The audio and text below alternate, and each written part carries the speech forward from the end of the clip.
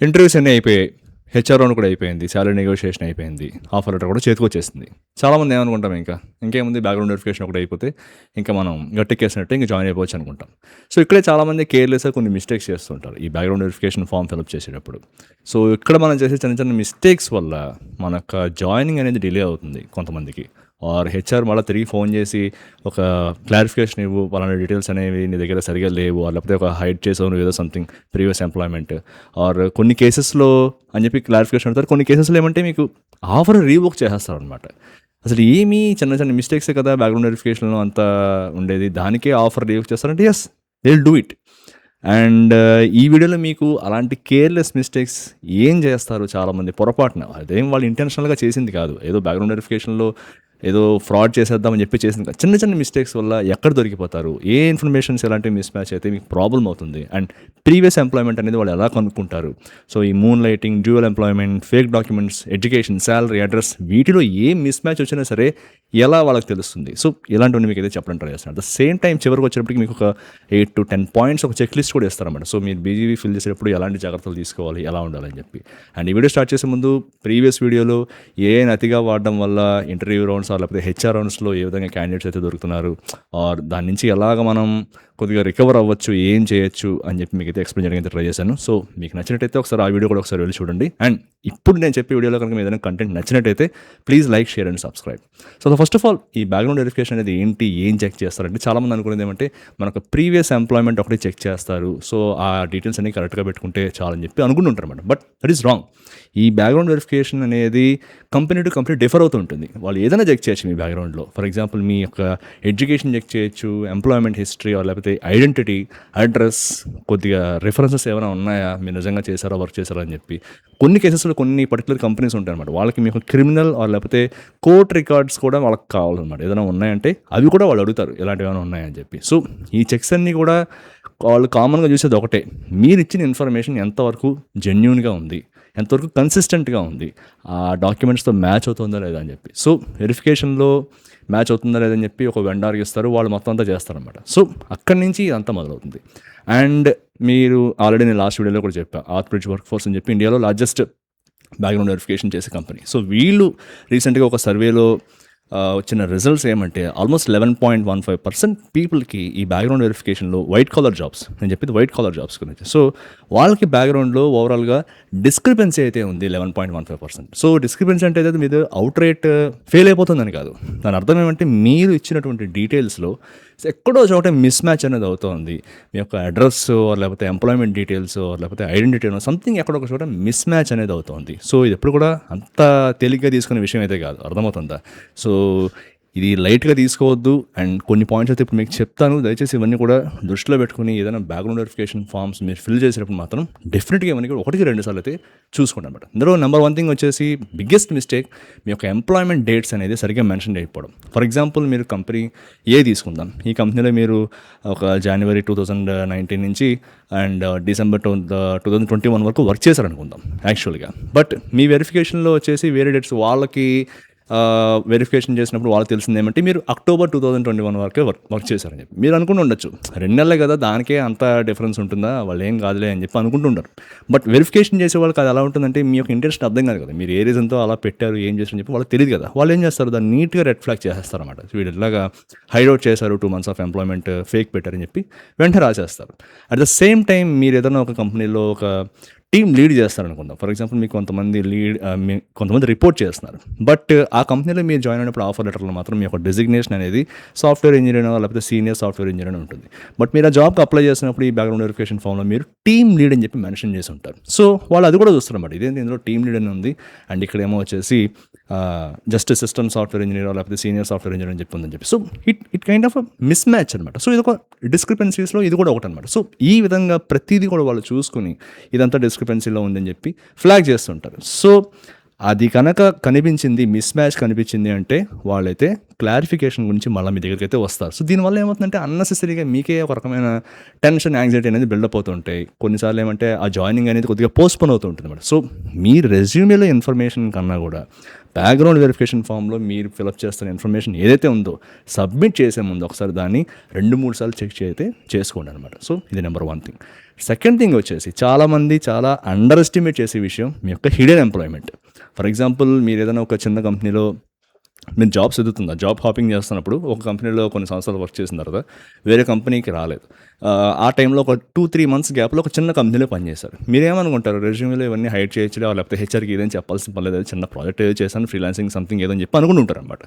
But వెరిఫికేషన్లో కనుక ఒకవేళ background verification కంపెనీకి ఆ ఎంప్లాయ్మెంట్ కనుక కనిపించిందంటే వాళ్ళకు వచ్చే క్వశ్చన్ ఏంటి తెలుసా, వీళ్ళు అసలు ఎందుకు దీన్ని హైడ్ చేశారు, కారణం ఏంటి, మీరు చేశారా చేయలేదా అనేది ఇష్యూ కాదు ఇక్కడ.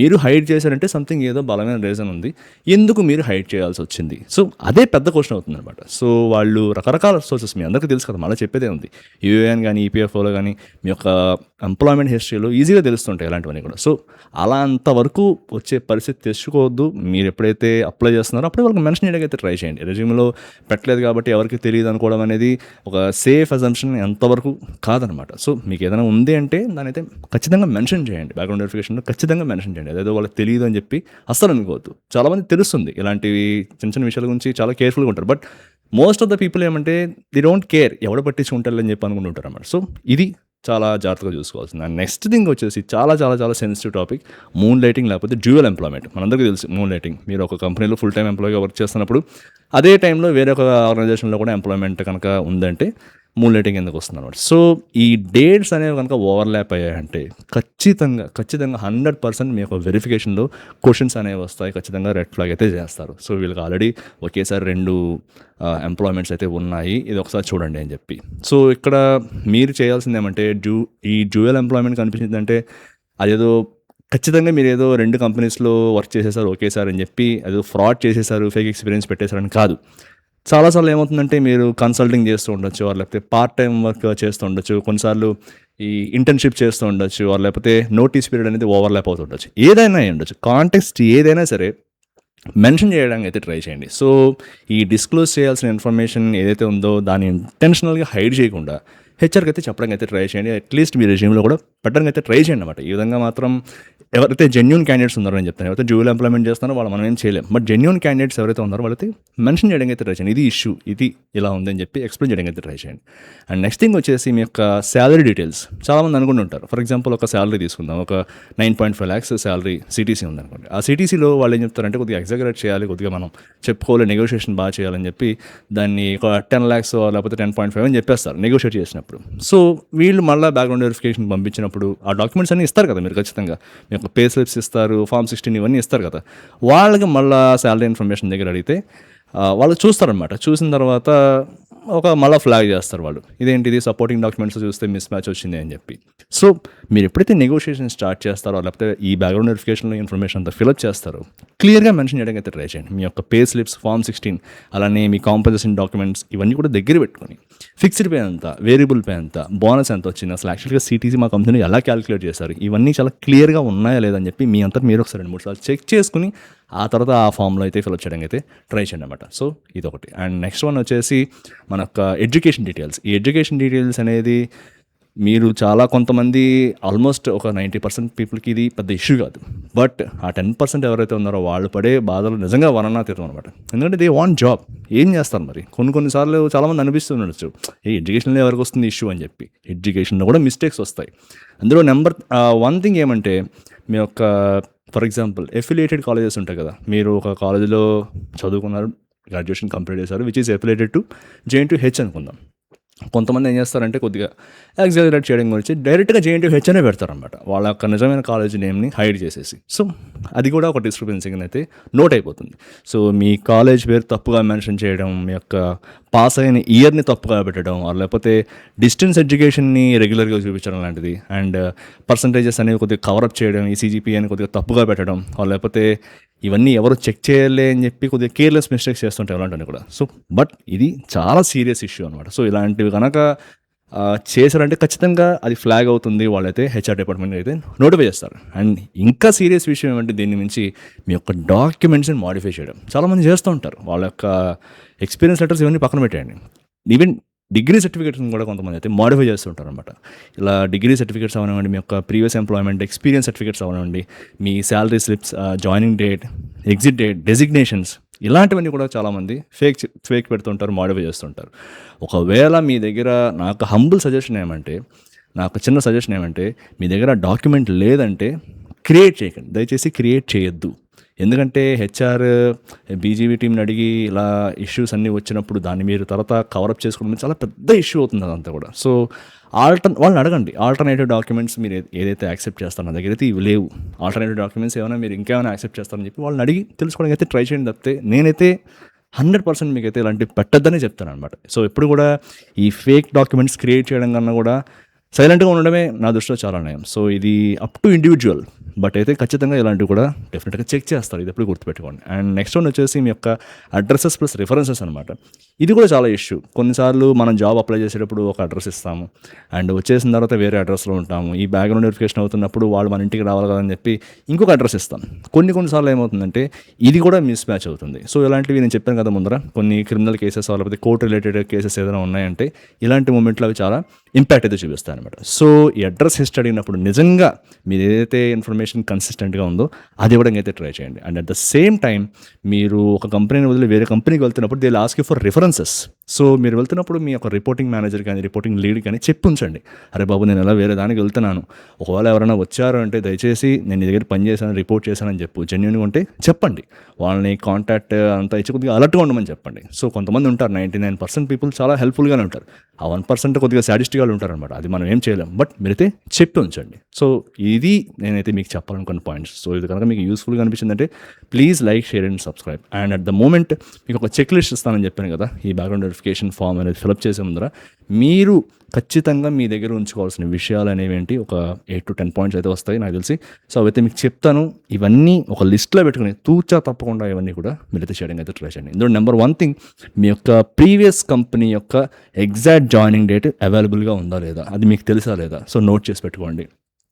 At the same time previous companies యొక్క ఎగ్జిట్ డేట్స్ అవన్నీ కూడా కరెక్ట్గా ఉన్నాయా లేదా, అట్ ద సేమ్ టైం మీ యొక్క డెసిగ్నేషన్ అఫీషియల్ రికార్డ్స్తో మ్యాచ్ అవుతుందా లేదా. అంత స్కోప్ అనేది మనం వివిడ్గా మనం అంత కరెక్ట్గా చెప్పలేం, బట్ అట్లీస్ట్ బ్రాడ్గా మ్యాచ్ అవుతుందా లేదా, ఇది ఒకటి చూసుకోండి. నెంబర్ 3.